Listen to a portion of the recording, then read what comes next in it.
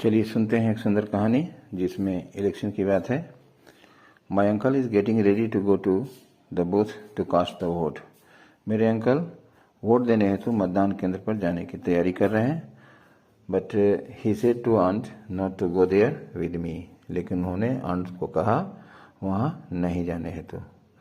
While election goes on peacefully. जबकि चुनाव शांति से संपन्न होता है। PEACEFULLY पीसफुली, शांति से।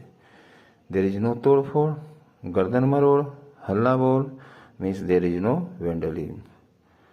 इलेक्शन में VANDALISM वेंडलिज्म नहीं होता है, यानी तोड़ फोड़ नहीं होता, न ही अनुशासनहीनता देखी जाती है।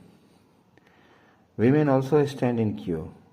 महिलाएं भी कतार में खड़ी होती हैं। QUEUE, क्यू मीन्स कतार। Even if teachers are in police lockup, यहाँ तक कि छेड़खानी करने वाले लोग भी पुलिस लॉकअप में होते हैं। EVEFTEACR, एफ टीचर्स यानी छेड़खानी करने वाले लोग। महिलाओं से छेड़खानी करने वाले पुलिस हिरासत में होते हैं। पार्ट 1 समाप्त। इसे 2 से 3 बार सुने, फिर खुद से प्रैक्टिस करें। चलें पार्ट 2 में। BJP is front runner. BJP सारे पार्टियों में आगे चलती है। It has made it's agenda that it will crack down immigrants. इसने अपना एक कार्यक्रम बना रखा है, इस पार्टी ने, कि जो भी गैर कानूनी ढंग से भारत में रह रहे हैं, इमिग्रेंट्स हैं, उन्हें हटाया जाएगा यहाँ से। क्रैक डाउन मतलब उनके खिलाफ कड़े एक्शन लिए जाएंगे। CRACK crack, DOWN down, crack down means कड़े एक्शन लेना।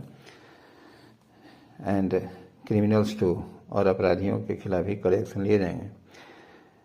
Crime will be controlled if the party comes to power. अपराध को नियंत्रण में रखा जाएगा जब भाजपा सत्ता में आएगी। इसी बीच एक आदमी आलिया से बूथ पर कहता है, ओ आलिया, वोट दे लिया या आलस किया? वोट देने हेतु पंक्ति में खड़ा हो लिया या बहाने कर निकल लिया? किया तो क्या किया? आज का सवाल, if your uncle is going to vote will you let him go? यदि तुम्हारे अंकल वोट देने जा रहे हैं तो क्या तुम उन्हें जाने दोगे?